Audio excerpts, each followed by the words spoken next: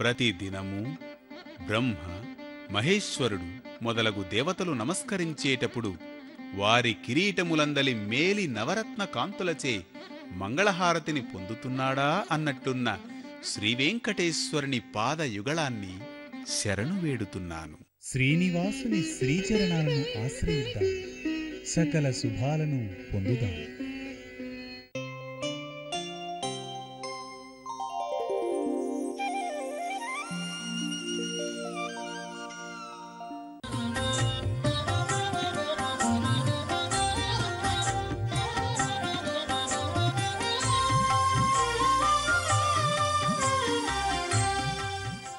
இறைவன் எப்பவும் அடிக்கவும் அடிக்கிறார், அணைக்கவும் அடிக்கிறார்.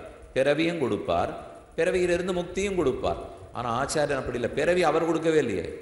அவர் பிறந்த நமக்கு இங்கிருந்து எப்படி மேலே தூக்கின்னு வரலாம் அப்படிங்கிறத மட்டும்தானே பார்த்து கொண்டிருக்கிறார்.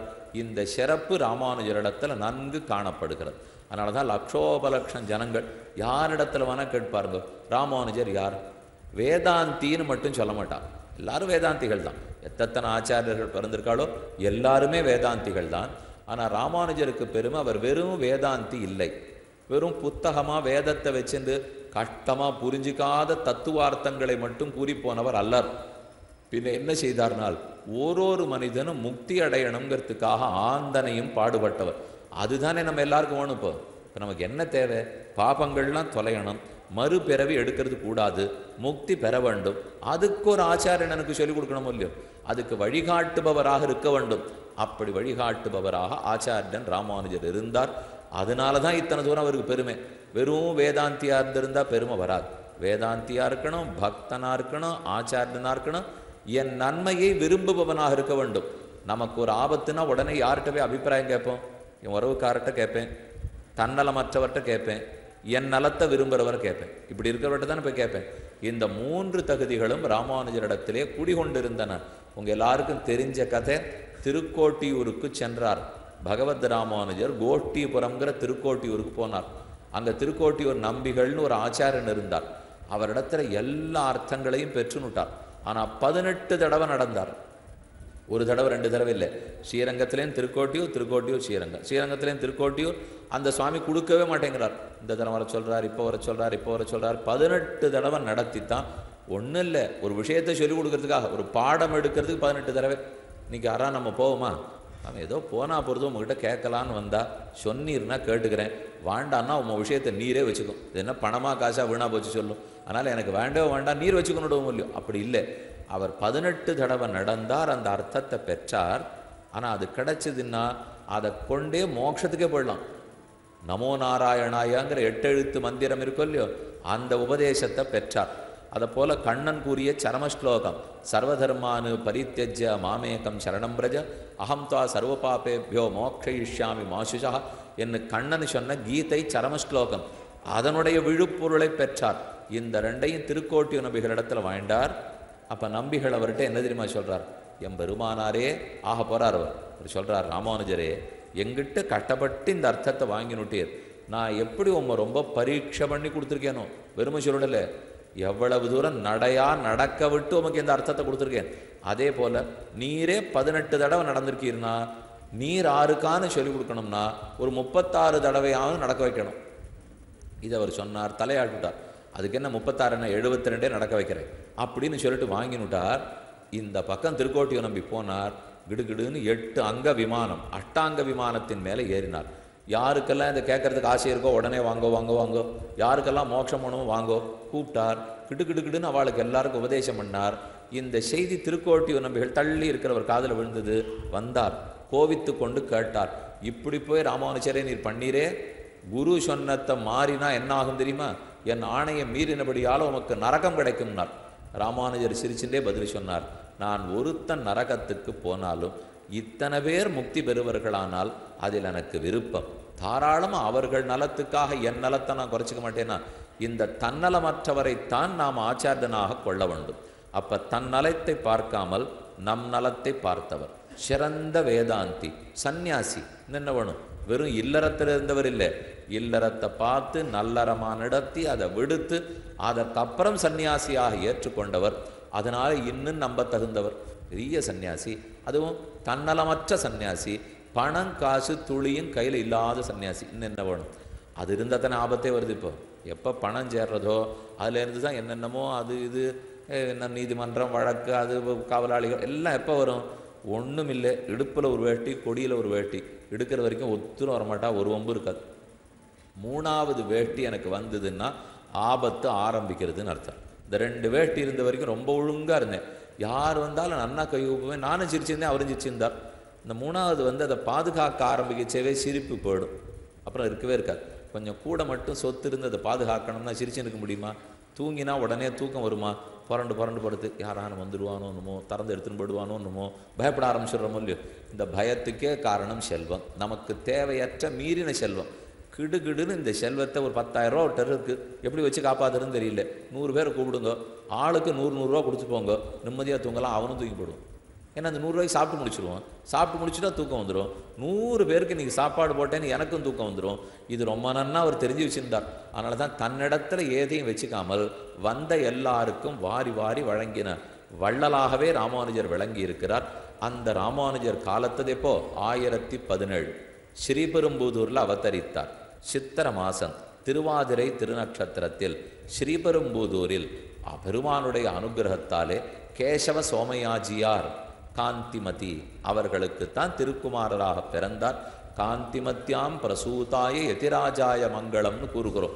கிறந்த சோமயாஜி தம்பதியர் அப்படின்னா வேதத்தை ஐயந்திரி வர கற்று நிறைய யாக யஜ்யங்களை பண்ணி அவ்வளவு ஆச்சார அனுஷ்டான சீலர்களாக இருந்தவா. அவர்களுக்குத்தான் இவர் திருக்குமாரராக அவதரித்திருக்கிறார். அந்த சுவாமியினுடைய வாழ்க்கை வரலாறாக நம்ம இப்போ 3 நாள் பார்க்க போகிறது இல்லை. ஆனால் போட்டிருக்கிற தலைப்பு என்ன? தேவராஜன் வரதராஜ பெருமாள் காஞ்சி வரதராஜன். வரதராஜனுக்கு ராமானுஜருக்கும் தொடர்பு என்ன? இல்லை யதிராஜன்னு தலை போட்டிருக்கேன்னா யதிராஜர் தான் ராமானுஜர்னு சொன்னேனே. யதினா சன்னியாசி, யதிராஜர்னா சன்னியாசிகளுக்கெல்லாம் தலைவர். தனக்கென்னு இல்லாமல் பிறர்க்கென்னே வாழ்ந்திருந்தவர். அவருக்கும் காஞ்சி தேவப்பெருமாளுக்கும் என்ன தொடர்பு? அதை இன்னைக்கு பார்க்க போகிறோம். அவருக்கும் ஸ்ரீரங்கத்து நம்பெருமாளுக்கு என்ன தொடர்பு? நாளைக்கு பார்க்க போகிறோம். அவருக்கும் வேங்கடவனுக்கும் செல்லப்பிள்ளைக்கு என்ன தொடர்பு? நாளை மறுநாள் பார்க்க போகிறோம். அப்போ இது வரைக்கும் என்ன பார்த்துருக்கோம்? 1 மணி நேரம் எடுத்துக்கோ. ஆரம்பித்து 1 மணி நேரம் முடிஞ்சு கொடுத்து இது வரைக்கும் என்ன தெரிஞ்சுட்டு இருக்கோம்? ஆச்சாரியன்னா யார்? அவர் கண்டிப்பாக நமக்கு தேவை. அவர் இல்லாமல் நேர போய் இறைவனிடத்தில் நாம் நிற்கிறதுக்கு முடியாது. அவர் தானும் படித்து நடத்தி நம்மளையும் நடத்த வச்சு நன்னா நமக்கு வழிகாட்டியாக இருக்கிறார். இறைவனிடத்தில் இருக்கிற கொஞ்சம் கஷ்டங்கள்லாம் கூட அவரிடத்துல கிடையாது. அவரை பார்த்து பயப்பட்டாலும் பயப்படணும், இவரை பார்த்து பயப்பட வேண்டிய தேவையும் இல்லை. எங்கேயுமே குரு இருக்கார். எந்த பாடத்துக்கு போனோம்னாலும் குரு இல்லாத நம்ம படிக்கிறது இல்லை. அதனால் ஆன்மீகத்துக்கு கண்டிப்பாக குரு வேணும். சட்டுன்னு என்ன எழுதிடுவா, புஸ்தகத்தெல்லாம் எழுதிடுவா. ஏதான ஒரு இடத்துல ஒரு குரு ஒரு ஆச்சாரியன் ஒழுங்காக நடந்துக்கலேன்னு வச்சுங்களேன், அவர் பேரில் ஏதோ காவலாளிகள்லாம் வரா பிடிச்சின்னு போய்டுறா, ஒன்றும் ஒழுங்காக இல்லை, என்னமோ ஒரே பணமாக அது எல்லாம் தப்பு தப்பாக நடக்கிறதான், ஆசிரமத்துக்குள்ளே என்ன நடக்கிறதுனே தெரியல, ஓன்னு ஒரே சத்தம் போடுவாளும் இல்லை. உடனே இப்போ ஊடகங்கள்லாம் எழுத ஆரம்பிச்சிடும். இதுக்குத்தான் கடவுளுக்கும் மனிதனுக்கு நடுவில் இடைத்தரகர்கள் கூடாது என்கிறோம். உடனே எழுத ஆரம்பிப்பா. அப்படின்னா இனிமே பள்ளிக்கூடத்தில் இதுக்குத்தான் ஆசிரியர்கள் கூடாது என்கிறோம். இதுக்குத்தான் எனக்கே உடம்பு சரியாக போகிறதுக்கு வைத்தியர்கள்லாம் கூடாது என்கிறோம். சொல்ல வேண்டியதானே எல்லாத்தையும். அதெல்லாத்தையும் சொல்கிறதே இல்லை. இப்போ உடம்பு ஏன் வைத்தியர்கள் எல்லாருமே நல்லவாளாக இருக்காளா? எத்தனையோ பேர் போலி வைத்தியர்கள் இருக்கா. அதுவும் பக்கத்து கட்டத்தில் செய்தி பார்க்குறோம். இந்த பக்கம் போலி வைத்தியர்கள் அவர்களையும் சிறைப்பிடிச்சுட்டாங்கிறதையும் செய்தி பார்க்குறோம். இந்த பக்கம் ஒரு சன்னியாசி போலி சிறைப்பிடிச்சுட்டாலும் செய்தி பார்க்குறோம். ஆனால் இங்கே மட்டும் கீழே உடனே எழுதுறா, ஆகவே இடைத்தரகர்கள் கூடாது. அங்கே எழுதணுமோ இல்லையா? ஆகவே வைத்தியர்கள் கூடாதுன்னு எழுதணுமா இல்லையா? அதை மட்டும் ஒத்துருமே எழுதுறதில்லை இப்போ. ஏன்னா அது வேணுமே. இவனுக்கே நாளைக்கு உடம்புக்கு வந்தால் எங்கே போய் நிற்கிறது? அதே வைத்தியர்கிட்ட போனோமோ இல்லையோ. அதனால் ஒரு ஓட்டியில் ஏதானு தப்பு நடந்ததுன்னா தப்பை ஒதுக்கி வச்சுட்டு நல்லதை எடுத்துக்க முடியும். அவ்வளோதான் செய்ய முடியுமே தவிர ஒரே ஒரு ஆசிரியர் தப்பு பண்ணாருங்கிறதுக்காக பள்ளிக்கூடத்தெல்லாம் மூடிவிடலாமா? ஒரு வக்கீல் தப்பாக பேசினாருங்கிறதுக்காக வக்கீல்லாம் வீட்டுக்கு அனுப்பிச்சுடலாமா? பண்ண முடியாது. உலகத்தில் எல்லாமே இருக்கத்தான் போகிறது. சாப்பாடே சாப்பிட உட்காடுறோம், 2 கல் இருக்குது, பட்னியாக போடலாமா? இல்லை, கல்லை அப்படி நகர்த்தி வச்சுட்டு விட்டு சாப்பிட்டுட்டு போகலாமா? கல்லை நகர்த்தி வச்சுட்டு சாப்பிட தான் முடியும். விஷத்தை இருந்தால் தான் தள்ள முடியும். மற்றபடி என்னவாக இருந்தாலும் அதை தான் 2 சின்ன புழு பூச்சியெல்லாம் இருந்தால் சேர்த்து தான் உள்ள தள்ளிடுறோம். என்ன பண்ண முடியும்? இப்போ அதுக்குள்ளே எத்தனையோ நுண்ணிய கிருமிகள் இருக்குது. சோறு உண்ணும் போது சின்ன சின்ன கிருமி இருக்கலாம். இப்போ இந்த ஆகாச வெளிக்குள்ளே எத்தனையோ கிருமி இருக்கும். நான் மூச்சை விட்டுட்டு 2 வார்த்தை உள்ள சொல்கிறதுக்குள்ளே எத்தனை உள்ளே போச்சோ வந்ததோன்னு கூட எனக்கு கண்ணுக்கே தெரியாது. அவ்வளோ நுண்ணிய கிருமிகள் இருக்கே.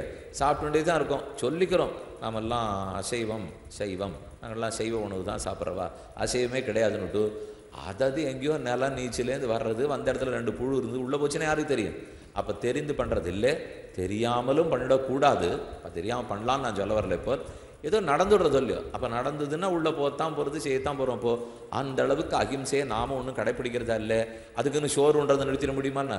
உடம்பு சரியில்லைன்னா தப்பான வைத்தியராக இருந்தால் விளக்கலாம், தப்பான நீதிபதியாக இருந்தால் விளக்கலாம், தப்பான வக்கீலாக இருந்தால் விளக்கலாம். அதே போல் ஏதோ ஒரு ஆச்சாரியன்னு ஒன்று தப்பாக இருக்கார், சரியான சன்னியாசியா இல்லையா, விளக்கிடுங்க, திரும்பி போகக்கூடாது. அதுக்கப்புறம் எத்தனையோ பேர் நல்லவா இல்லையா, வாண்டாம் இன்றைக்கி இருக்கிறவாளை விடுங்களேன். 1000 வருஷத்துக்கு முன்னாடி ஏது குற்றம் குறை கிடையவே கிடையாது. அவர் எழுதி வச்சுட்டு போயிருக்காரு, அவரே தன்னுடைய சீடர்களை வச்சுட்டு போயிருக்கார். இதை போல் பணங்காசு ஒன்றும் அவர்கள் 6 இடத்துலையும் கிடையாது. எந்த செல்வத்தினால செருக்கினவாளே இல்லை. நன்கு மெத்த படித்தவர்கள், தாங்கள் வசதியான வாழ்க்கையை வாழ்ந்துட்டு நீ வசதி இல்லாத இருக்கணும்னு அன்றைக்கி இருக்கிறவா சொன்னதே இல்லை. அதையும் பார்க்கணுமே. இன்றைக்கி நான் உங்களுக்கு தான் சொல்லிட்டு இருப்பேன், ஆனால் எனக்கு வசதி கேட்குறதோ இல்லையோ. நீங்கள்லாம் ரொம்ப வைராக்கியத்தோடு இருக்கணும். இந்த மாதிரி வசதி வாய்ப்பெல்லாம் இருக்கக்கூடாது. ஒரு வசதியும் பண்ணிக்காதீங்கோ, காலார நடங்கோ, அதான் நல்லதுன்னுட்டு இவருடனே வாசலில் போகிறச்சே வண்டியில் ஏறிட்டு போயிட்டேன்னு இல்லையோ. அவன் ஏதோ காலார நடங்கோன்னீரே, நீர் வரச்சே வண்டியில் வந்தீரேன்னா அது எனக்கு, இது உங்களுக்கு சொல்லலாம் இல்லையா. அப்போ உங்களுக்கு உபதேசம். இந்த வம்பு அப்போ இல்லைங்கிறேன். நான் சொல்ல வர்றதே, ராமானுஜர் தான் காலால் நடந்துட்டு நம்மளை வண்டியில் போங்கன்னார். நான் உங்களை மோட்சத்துக்கு ரொம்ப சுலபமாக வண்டி ஏற்றி அனுபவிக்கிறேன், நான் நடந்தே போகிறேன் என்ன சொன்ன வள்ளல் தான் அவர். அதனால் அவரிடத்திலே நாம் தெரிஞ்சுக்க வேண்டியது வெறும் பேச்சல்ல, நடைமுறைப்படுத்தி ஒழுக்கத்தோட வாழ்ந்து காட்டின பேச்சு. அதனாலேயும் சிறப்பு தானே. ராமானுஜர் அவதரித்தார் ஸ்ரீபெரும்புதூரில் சித்திர மாசத்தில் திருவாதிரை திருநட்சத்திரத்தில் அவதரித்தார். அவருடைய இளமைக்கால படிப்புகள்லாம் வழக்கம் போல வேதம், அத்தியனம், இதிகாசம், புராணம் என்னென்ன உண்டோ ஆச்சாரம் அனுஷ்டானம் எல்லாத்தையும் கற்றுனுட்டார். மெதுவே வயது வருகிறது, அவருக்கு ஒரு குரு வேணுமே, கற்றுக்க வேண்டாமா? ராமானுஜர் யார்? இந்த சமயத்தில் அவருடைய அவதாரத்தினுடைய ரகசியத்தை தெரிந்து கொள்ள வேண்டும். பெருமானுடைய படுக்கை கொல்லி ஆதிசேஷ படுக்கை, அந்த படுக்கையே தான் ராமானுஜராக அவதரித்தார். ஆதிசேஷனுக்கு எத்தனை பெருமை! 1000 தலைகள் உள்ள நாகப்பாம்பு. அனந்தன், அனந்தன் அவருக்கு திருநாமம். அனந்தம்னு பெருமாளுக்கு தான் திருநாமம். அவர் எந்த அந்தமும் கிடையாது, காலத்தாலோ தேசத்தாலோ எந்த முடிவுமே இல்லாதவர். அப்படி அனந்தமாக இருக்கிற பெருமாளை தன் மடிக்குள் கிடத்தி அந்தமுள்ளவர் ஆக்கினாரோ இல்லையோ, இதுதான் ஆதிசேஷனுக்கு பெருமை. பெருமாள் காலத்தால் இவ்வளவுன்னு சொல்ல முடியுமா? இந்த இடத்துல மட்டும் 10 அடிக்கு இருப்பார், 20 அடிக்கு இருக்க மாட்டார்னு சொல்ல முடியுமா? இடத்தாலோ காலத்தாலோ பொருளாலோ ஒரு அளவுபடுத்த முடியாத பிரம்மம். அந்த பிரம்மத்தை ஆதிசேஷன் தன் மடியில் படுக்க விட்டுன்னு 12 அடி பெருமாள், 14 அடி பெருமாள், 16 அடி பெருமாள்ங்கிறாரு. அப்போ அவருக்கு எவ்வளோ பெருமை இருக்கணும்? அவர் மடியில் தானே பெருமாளை சேனிச்சிருக்கார். அந்த 1000 வாய் அரவணை, 1000 தலைகள் உண்ட நாகராஜனாம் பெரிய திருவனந்தாழ்வான் ஆதிசேஷன். எத்தனையோ பேருக்கு நமக்கு இந்த தோஷம் அந்த தோஷங்கிறோம். முக்கியமாக எந்த தோஷத்துக்கு பயப்படுவோம்? சர்ப்பதோஷம் இருக்கான், ஜாதகத்தில் ஏதோ சரியில்லையா, அந்த தோஷமாக இருக்கான்னா உடனே அதுக்கு எதாவது பிரீத்தி பண்ணுங்கோ, சாந்தி பண்ணுங்கோ, அப்போ தான் கல்யாணம் ஒழுங்காகும், அப்போ தான் வாழ்க்கை ஒழுங்காக இருக்கும். இதெல்லாம் ஒரு பக்கம். இது ஜாதகம், வாழ்க்கை, கல்யாணத்தை பற்றி, நோய்வாய்ப்படுறதை பற்றி. ஆனால் இந்த வாழ்க்கையில் எத்தனை காமம், குரோதம், தேவையற்ற வம்பு தும்பு, எத்தனையோ தீய குணங்கள்லாம் நம்ம இடத்துல இருக்கோ இல்லையோ. அப்போ இதெல்லாம் போகணும்னு சொன்னால் எந்த சர்ப்பசாந்தி பண்ணுறது? ஒரே சர்ப்பசாந்தி, ராமானுஜருடைய திருவடிகளை பற்றுவது தான் வழி. அதை நேரடியாக பற்றிட்டோம்னா அதனால் இருக்கிற பெருமையை தனிதானே. ஆக அவதரித்தார் புண்ணியாம்போஜ விகாசாய பாபத்வாந்த க்ஷயாயச்ச ஸ்ரீமான் அவிரபூத் பூமௌ ராமானுஜ திவாகரா. ராமானுஜர் என்னும் சூரியன் உதித்தார் புண்ணியாம்போஜ விகாசாய. நம்முடைய அறிவு என்னும் தாமரை மலர் மலருவதற்காக ஒரு சூரியனை போல ராமானுஜர் உதித்தார். அந்த சூரியனுக்கும் பாடம் சொல்லி கொடுக்கறதுக்கு ஆள் வேண்டது. வேதத்தை எல்லாம் கற்று முடிச்சுட்டார். மேலே படிக்கிறதுக்கு போய் ஆகணும். அப்போ தான் யாதவ பிரகாஷர்னு ஒருத்தர் இடத்தில் அவர் படிக்க சென்றார். அவருக்கு குருவாக இருந்தார். அந்த யாதவ பிரகாஷரோடையே அப்புறம் மனத்தாங்கல் வந்து விட்டது. 2 பேரும் பிரிஞ்சு விட்டார். இவரை கொல்றதுக்கு கூட யாதவ பிரகாஷர் முயற்சி பண்ணார். அதிலேருந்து தேவப்பெருமாள் காஞ்சி பெருமாளுடைய அருளாலே தப்பித்து விட்டார். கடைசியாக யாதவ பிரகாஷரே மனம் திருந்தி ராமானுஜர் திருவடிகளையே பற்றி விட்டார். அப்படின்னா இவருடைய பெருமை எவ்வளவா இருக்கணும்? எந்த குருவினிடத்தில் தாம் போய் படித்தாரோ அந்த குருவே இவருக்கு சீடனா வந்து சேர்ந்துட்டார். ஓ, நான் ஏதோ தெரிஞ்சுனுட்டேன், தப்பாக புரிஞ்சுனுட்டேன் போல் இருக்கு, நீர் சொல்லுவதையே நான் கேட்டுக்கொள்ளுகிறேன் என்று வந்து சேர்ந்தார். அது அவர் பெருமை. எதனாலேன்னா ஆதிசேஷனுடைய அவதாரம். இதை விட வேற என்ன உரிமை ஒன்று சொல்லுங்க? அவர் ஆதிசேஷனாகவே இருக்கார். போய் கேட்டோம்னா படுத்துட்டு இருக்கிறதே பெருமாள் அங்கே தானே. ஒரே வார்த்தை அவரிடத்தில் எடுத்து சொல்லிட மாட்டாரா? முதல் யுகமான கிருத யுகத்தில் ஆதிசேஷனாக இருக்கிறார். இரண்டாவது யுகமான திரேதா யுகத்தில் லக்ஷ்மணனாக பிறக்கிறார். ஆதிசேஷன் தான் இலக்குவனா பிறந்து ராமனுக்கு எல்லா தொண்டுகளையும் செய்தார். மூன்றாவது யுகத்தில் பலராமனாக பிறந்து கண்ணனுக்கு தொண்டுகள் பிரிந்தார். நான்காவது யுகத்தில் ராமானுஜராக அவதரித்தார். இப்படி தான் 4 யுகத்திலே ஆதிசேஷன். அனந்த பிரதமம் ரூபம் லக்ஷ்மணஸ்து ததப்பரம். முதல்ல ஆதிசேஷன், அடுத்தது யுகம் இலக்குவன், 3வது யுகம் பலராமன், 4வது யுகம் ராமானுஜர். என்ன இந்த வரிசையை ஞாபகம் வச்சுங்கோ. அப்போ ஆதிசேஷனுடைய அவதாரமே அதை விட பெருமை இருக்கு. அடையார் கமல தளர்மகள் கேழ்வன் கையாழி என்னும் படையோடு நாந்தகமும் படர் தண்டும். ராமானுஜ நூத்தந்தாதின்னு ஒரு அழகான பிரபந்தம் இருக்கு. அதில் சொல்லப்பட்டிருக்கிறது இது. பெருமான சேவிக்கிச்சு 5 ஆயுதங்களோடு இருக்கார். இல்லையோ, கையில் வில்லு பிடிச்சுருக்கார், வாழ் சொருகின்றிருக்கார், கதை வச்சுருக்கார், சங்கு சக்கரம் வச்சுருக்கார். இந்த 5 ஆயுதங்கள் இருக்கும் இல்லையோ, 5 ஆயுதங்களுடைய அவதாரம் தான் பகவத் ராமானுஜர். அப்போ ஒரு பக்கம் ஆதிசேஷனுடைய பிறவி, மற்றொரு பக்கம் 5 ஆயுதங்களுடைய பிறவி. இதனாலேயே அவருக்கு பெருமை, இதனாலேயே பெருமானோட நெருக்கம்.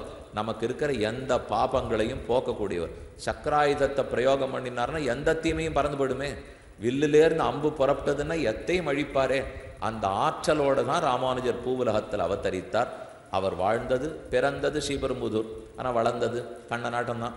கண்ணன் பிறந்தது எங்கே? மதுரா நகரத்தில். ஆனால் வளர்ந்தது கோகுலத்திலேயோ இல்லையோ. அவர் பிறந்த இடத்துல ஒருத்தி மகனாய் பிறந்து ஓரறிவில் ஒருத்தி மகனாய் ஒழித்து வளர யமுனை ஆற்றை தாண்டி இக்கரையிலேருந்து அக்கறைக்கு போய் தானே வளர்ந்தார். பிறந்த இடத்துல கண்ணன் வளரலை. ராமானுஜர் அதை போல இல்லை.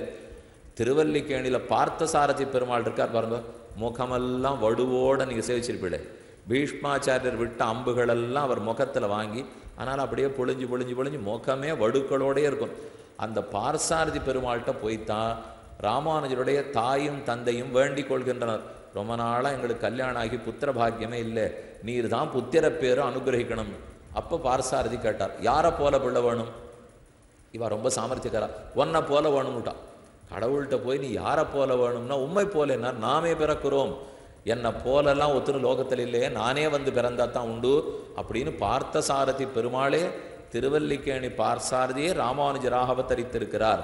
என்ன ரொம்ப முக்கியமான ஐதிஹ்யங்கள்லாம் சொல்லியிருக்கு. இன்னும் எத்தனை பெருமை சொல்லணும்? இப்போ ஆதிசேஷனே பிறந்திருக்கார், 5 ஆயுதங்களே பிறந்திருக்கிறார், பார்த்தசாரதி பெருமாளே பிறந்திருக்கார். இத்தனையும்னா எல்லாமே நம்பிக்கைக்கு இடம் கொடுக்கறது இல்லையோ.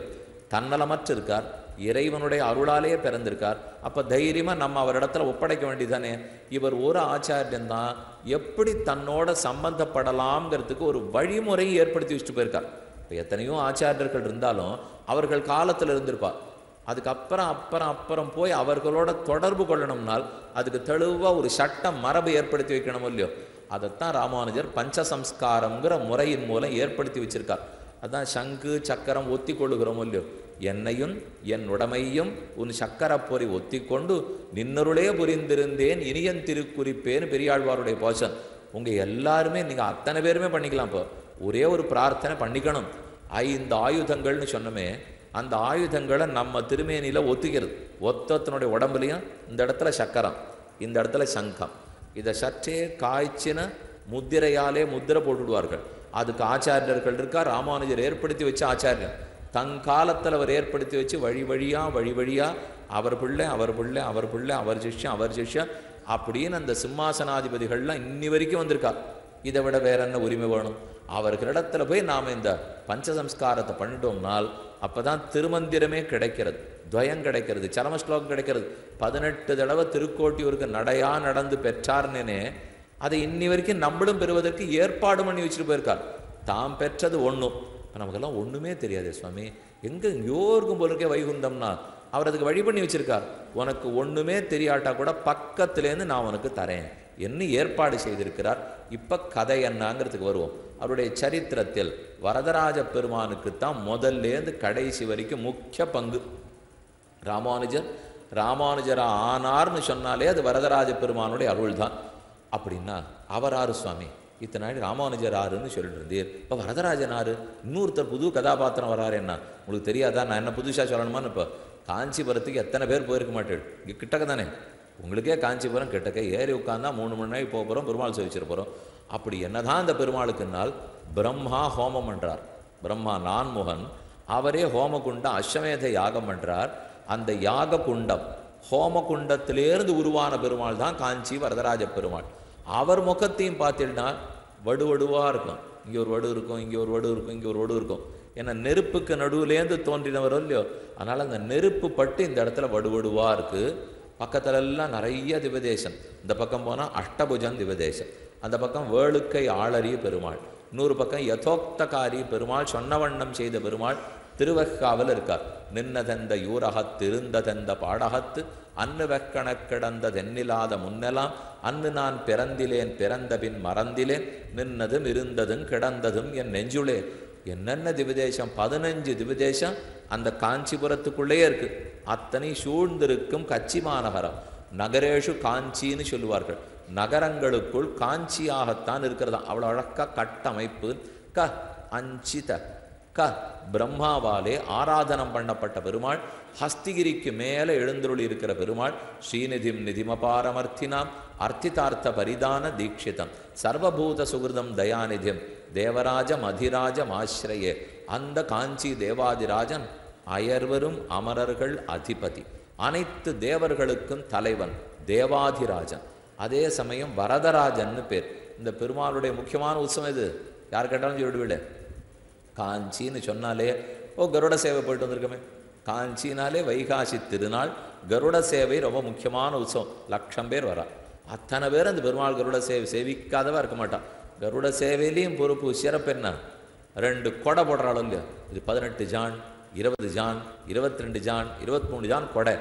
அவ்வளவு பெரிய கொடையோடு அப்படி குதிச்சு குதிச்சு பெருமாள் போகிறதே ஒரு தனி அழகு. சேவிக்காதவா 6 ரூபாய், சேவிக்கலேன்னு வச்சுங்க, இந்த வைகாசி மாதம் கண்டிப்பாக போயிட்டு வந்துடும். யாரான்னு இப்போ இந்த கோட்டியில் இருக்கிறவா, நான் இன்னும் காஞ்சிபுரம் கருட சேவை சேவிச்சதில்லைன்னால், கருட வாகனத்தில் பெருமாளை சேவிக்கிறதே ஒரு மகாபாகியன். அதுவும் அந்த கார்த்தால வேளை 4 மணிக்கு விடியற் கார்த்தால வரார் பாருங்க, நேர வேத பரம்பொருளே வரவாறு வருகிறார். வேதமேதனே கருடன், அந்த வேதம்தான் பெருமானை என்னுடைய உயர்ந்த அர்த்தம் இதுதான் கொண்டு வந்து காட்டுகிறார். கண்டிப்பாக இந்த தினம் சேவிச்சுனா ராமானுஜ அனுகிரகம் கிடைச்சிடும், வரதராஜ பெருமாள் அனுகிரகம் கிடைச்சிடும். அவருக்கு வரதராஜன்னு பேர் வச்சிருக்கேன். எதனால் அந்த பெயர்? வரந்ததாதீதி வரதஹா, வரதராஜன்.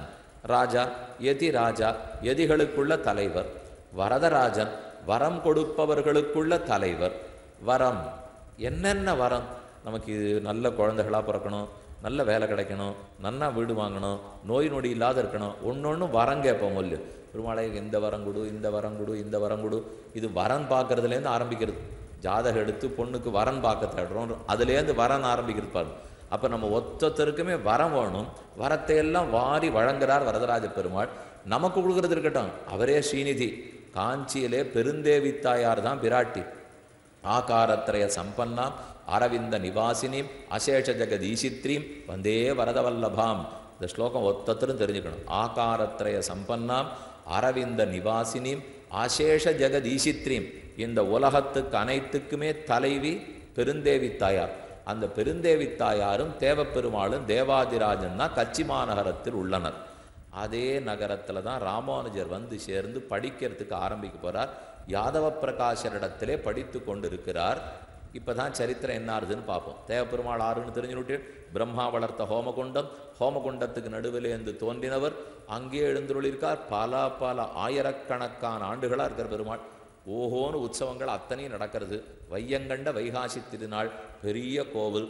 அதுக்கு இந்த ஸ்ரீவைஷ்ணவ மரபில் பெருமாள் கோவில் என்று திருநாமம். கோயில், திருமலை, பெருமாள் கோவில், திருநாராயணபுரம். இந்த நாளை தான் முக்கியமாக சொல்லுவாள்.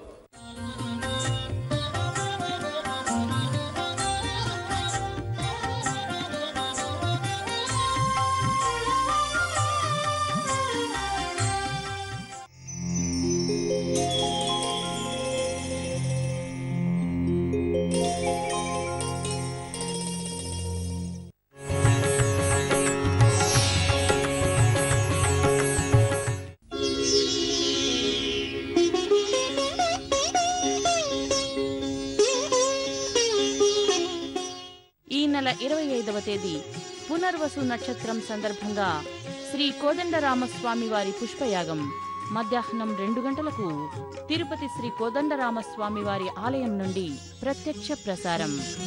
పూబోణుల కొలువే పుష్పయాగము, పూబోణుల కొలువే పుష్పయాగము, పూవక పూచే నీకిటే పుష్పయాగము, పూబోణుల కొలువే పుష్పయాగము, పూవక పూచే నీకిటే పుష్పయాగము. ఈ నెల 25వ తేదీ పునర్వసు నక్షత్రం సందర్భంగా శ్రీ కోదండరామస్వామి వారి పుష్పయాగం మధ్యాహ్నం 2 గంటలకు తిరుపతి శ్రీ కోదండరామస్వామి వారి ఆలయం నుండి ప్రత్యక్ష ప్రసారం. మీ శ్రీ వెంకటేశ్వర భక్తి ఛానల్లో.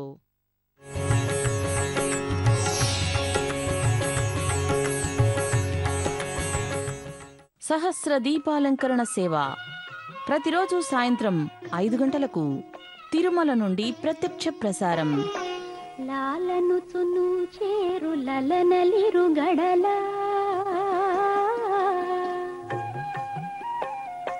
లాలనుచును చేరు లలనలిరుగడల, బాలగండవర గోపాల నిను చాలా, లాలనుచును చేరు లలనలిరుగడల, బాలగండవర గోపాల నిను చాలా, లాలి లాలి లాలి లాలి. సహస్ర దీపాలంకరణ సేవ ప్రతిరోజు సాయంత్రం 5 గంటలకు తిరుమల నుండి ప్రత్యక్ష ప్రసారం. మీ శ్రీ వెంకటేశ్వర భక్తి ఛానల్లో.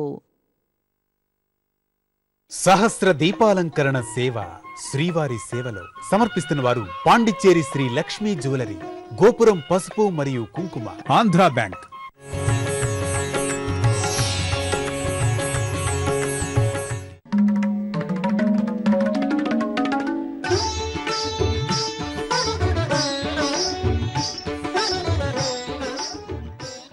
శ్రీ పద్మావతి పరిణయోత్సవాలు ఈ నెల 27వ తేదీ నుండి 29వ తేదీ వరకు ప్రతిరోజు సాయంత్రం 5:30 తిరుమల శ్రీ పద్మావతి పరిణయోత్సవ మండపం నుండి ప్రత్యక్ష ప్రసారం.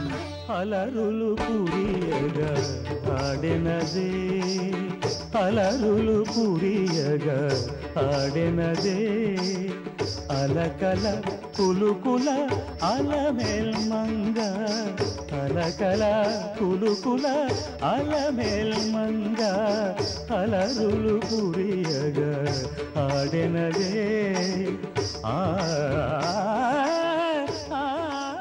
శ్రీ పద్మావతి పరిణయోత్సవాలు ఈ నెల 27వ తేదీ నుండి 29వ తేదీ వరకు ప్రతిరోజు సాయంత్రం 5:30 తిరుమల శ్రీ పద్మావతి పరిణయోత్సవ మండపం నుండి ప్రత్యక్ష ప్రసారం. మీ శ్రీ వెంకటేశ్వర భక్తి ఛానల్లో.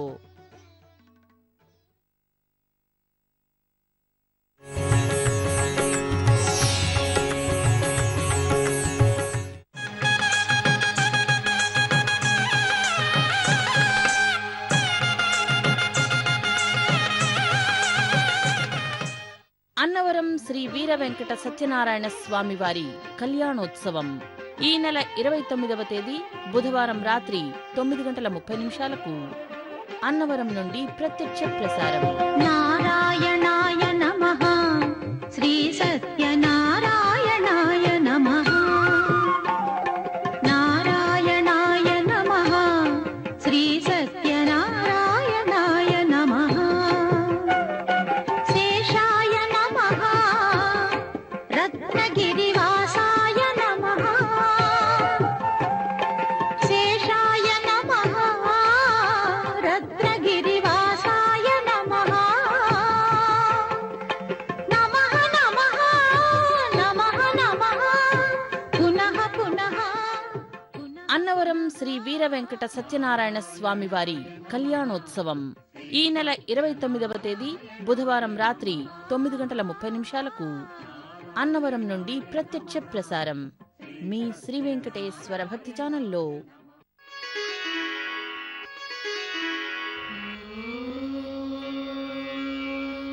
वेङ्कटाद्रिसमं स्थानं